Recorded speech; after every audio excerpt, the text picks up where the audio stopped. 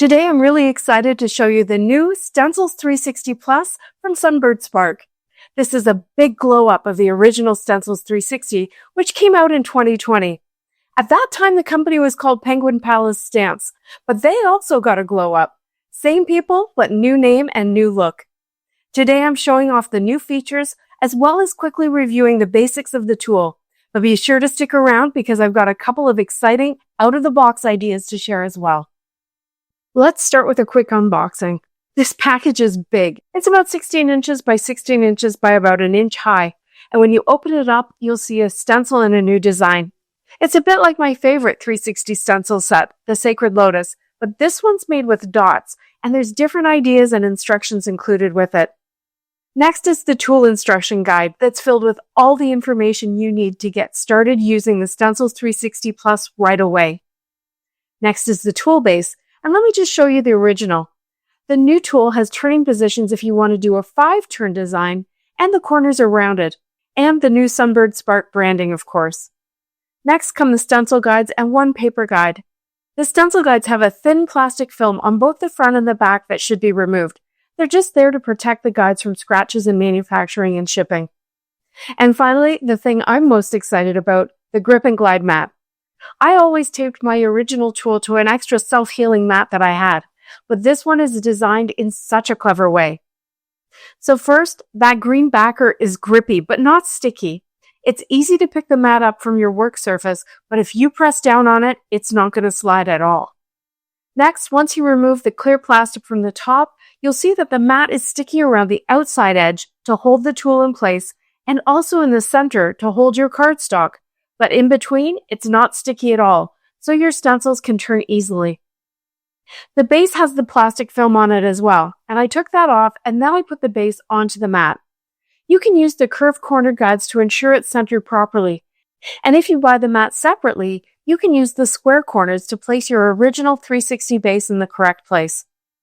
And finally, with all the different measurements and guidelines marked right in the center of the mat for different sizes of cardstock, you're not even really going to need any paper guides. Overall, I think this mat is a big improvement as far as making the tool easier to use right out of the box. And I definitely recommend that if you have the original 360 tool, to think about adding this mat to your collection. Okay, let's make something.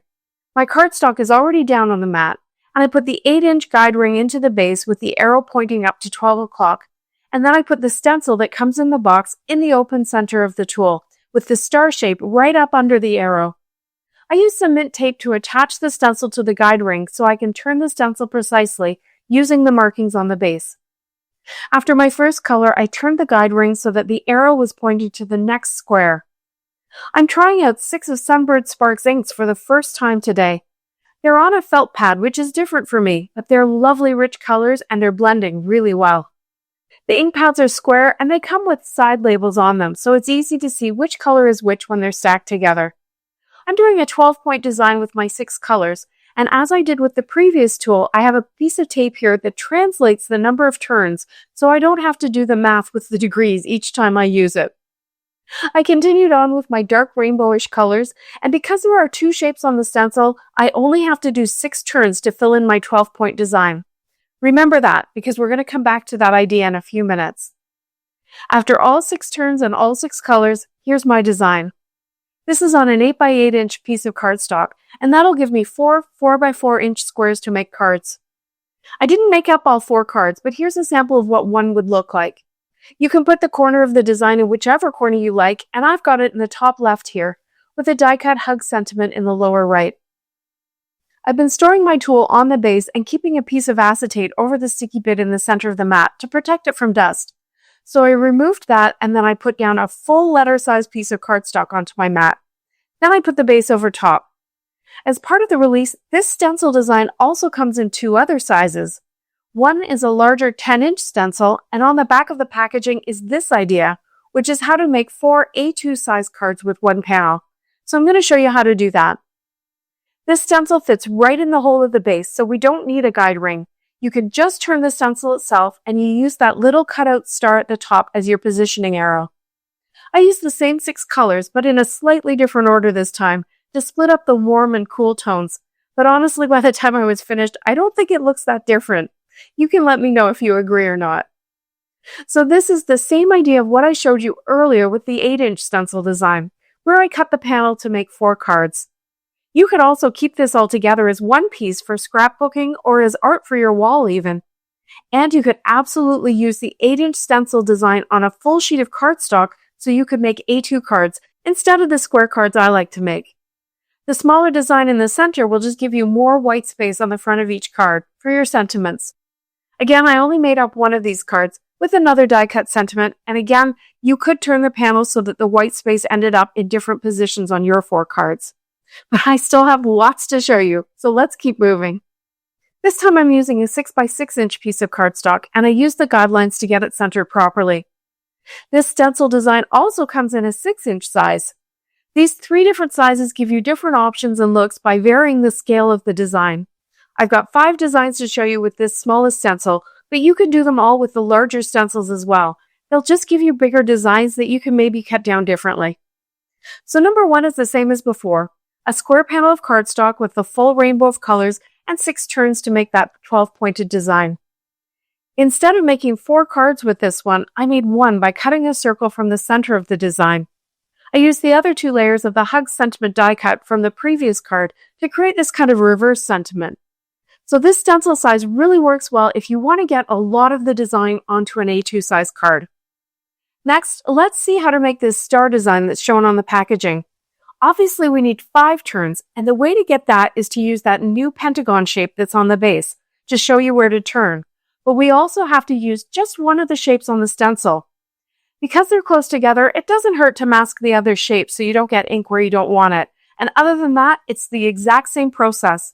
You blend the ink onto the stencil, then turn it to the next pentagon, and then turn again and again and again until you've got them all done. I love how this looks when it's done. It's almost like it's one continuous line that works through the loops, and that kind of reinforces the spirograph look and feel of what we get from this tool.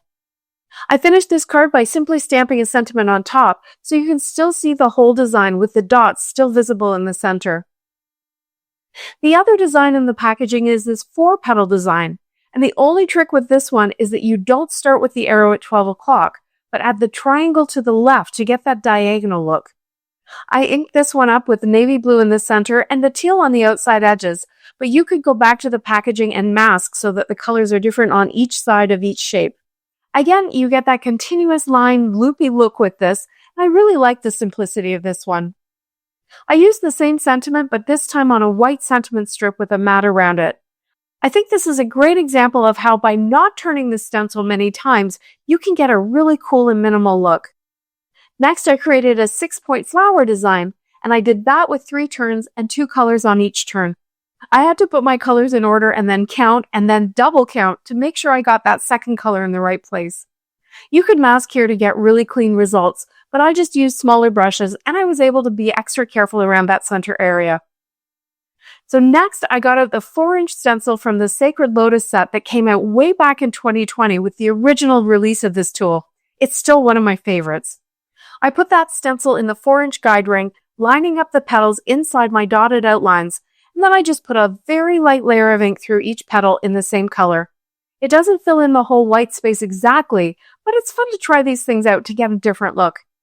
I used a piece of acetate as a mask to keep my colors where they belonged, and as I worked I thought how pretty this would be all in red as a poinsettia for Christmas. I finished this one with a dotted hello sentiment, which I think looks so cool with the dotted outlines. And then one last one to remind you that you can use these round stencils without the tool. I put my cardstock on the mat and I placed the stencil so that the petal shape was centered and pointing straight up and down. I blended my first color through it and then I moved the stencil to the right. I was a little worried about keeping this lined up horizontally, but it turns out that as you move the stencil, 4 of the little holes line up perfectly with the dots at the top and bottom sides of the previously blended shape, so it was actually really easy. I worked my way through in color order and filled it in so that there was a green petal on both ends. That's pretty cool, isn't it? It is a little busy in the center, but that turned out to be the perfect place to put my sentiment. This new Plus version of the Stencils 360 tool is a great way to create precise circular designs. All the previously released stencils will also work with this version. If you're new to this whole idea and you need a more in-depth introduction to spinning your stencils, I've linked my playlist right here. It ranges from very simple, very beginner techniques to more advanced out-of-the-box techniques, and even tips for using your 6-inch square stencils with it. You can start right here. Thanks so much for watching. See you next time.